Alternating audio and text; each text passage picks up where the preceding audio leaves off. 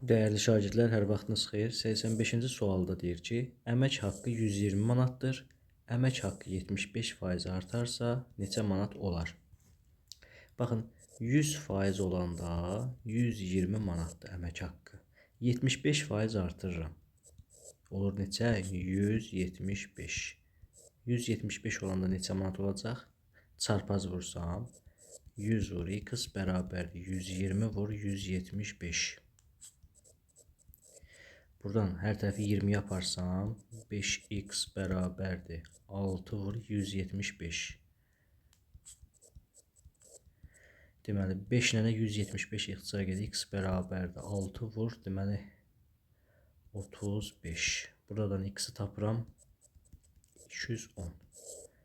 Çünki əmək haqqı 75% artırmaq nə deməkdir? 100%-i 75% artırmaq nədir? 100 vurulsun 0,75. Yəni bu neçə eləyəcək? 100 plus 100-ün deməli 75%-i 175 edir. Və artırdıq. Deməli 175%, deməli 75% artanda olacaq 210 manat.